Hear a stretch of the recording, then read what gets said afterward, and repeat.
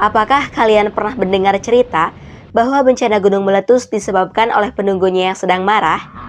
Apakah kalian pernah mendengar cerita bahwa orang terseret ombak di laut karena jadi tumbal makhluk penguasa laut? Bagi sebagian orang, hal ini bisa dianggap sebagai sebuah kebenaran yang membuat orang-orang menjadi takut dan melakukan praktek-praktek yang seharusnya tidak dilakukan dan mengabaikan potensi bahaya sebenarnya. Jika kita mau berusaha sedikit saja untuk mencari tahu penyebab suatu bencana secara ilmiah, maka kita akan lebih mudah mengenali dan mengidentifikasi potensi bahayanya. Dan dengan begitu, kita bisa mencegah, menghindari, atau setidaknya meminimalisir jumlah korban yang akan terjadi.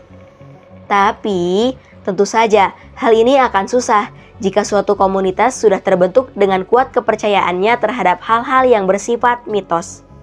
Lalu bagaimana kita bisa mengedukasi orang untuk bisa menalar secara logis sebuah fenomena bencana alam?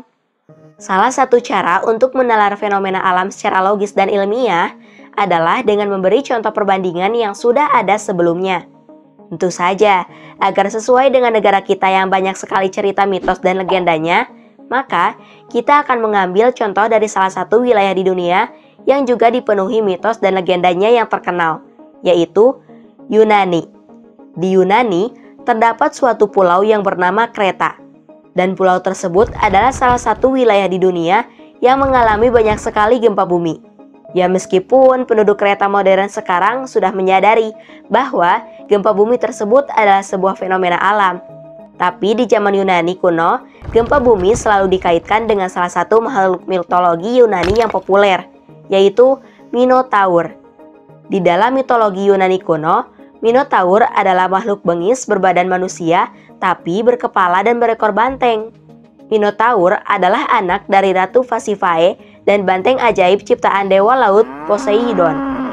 Kelahiran Minotaur adalah kutukan yang diberikan kepada Raja Minos, penguasa Kreta yang menghina Poseidon.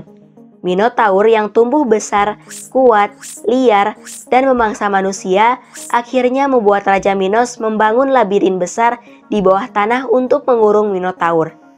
Minotaur yang terpenjara kemudian marah dan berteriak sekencang-kencangnya yang menghasilkan suara gemuruh dan membuat bumi bergetar kencang.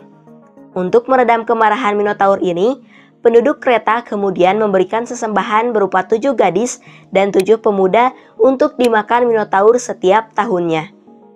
Nah, dari cerita mitologi tersebut, bisakah kalian menarik persamaannya dari cerita-cerita yang pernah kita dengar di sekitar kita tentang bencana? Kalau kalian bisa melihat persamaannya, bagus. Tetapi intinya, di setiap bencana, manusia dengan akal dan instingnya untuk bertahan hidup akan berusaha mencari tahu apa penyebabnya dan bagaimana mengatasinya. Karena manusia pada zaman dahulu masih terbatas pengetahuan dan teknologinya, maka munculnya cerita-cerita mitos dan legenda tentang kemarahan makhluk supranatural, dewa, dan sejenisnya yang menyebabkan bencana tersebut. Lalu supaya makhluk-makhluk tersebut menghentikan marahnya, maka manusia akan mencoba menyogok atau memberi hadiah yang kita sebut sebagai sesembahan, tumbal, dan lain sebagainya. Tetapi kini, manusia memiliki akumulasi pengetahuan dan teknologi selama ratusan tahun yang membuatnya lebih memahami fenomena alam.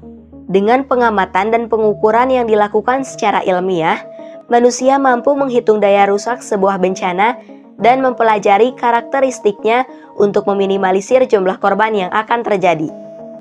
Tapi kan cerita-cerita mitos itu juga banyak pesan moralnya dan mencegah kita melakukan hal-hal yang berbahaya.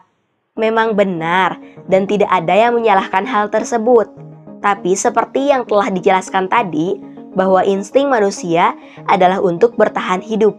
Maka, cara-cara ilmiah dan logis ini juga dilakukan agar manusia bisa lebih baik lagi dalam menjalani hidupnya. Ingat contoh di Pulau Kreta. Meski pulau ini sering terjadi gempa bumi, penduduk Pulau Kreta sudah menerimanya sebagai sebuah fenomena alam karena Pulau Kreta sendiri terletak di antara 2 lempeng tektonik, yaitu lempeng Afrika dan lempeng Aegea, dan tidak perlu mengorbankan 7 gadis dan 7 pemuda lagi. Lalu bagaimana dengan bencana-bencana yang terjadi di Indonesia? Tulis pendapat kalian di kolom komentar Dan ingat, kalau wilayah Indonesia itu terletak di lempeng Indo-Australia, lempeng Eurasia, dan lempeng Pasifik. Hal ini menjadikan Indonesia sebagai salah satu wilayah cincin api Pasifik di mana gempa bumi, gunung meletus, dan tsunami akan sering terjadi.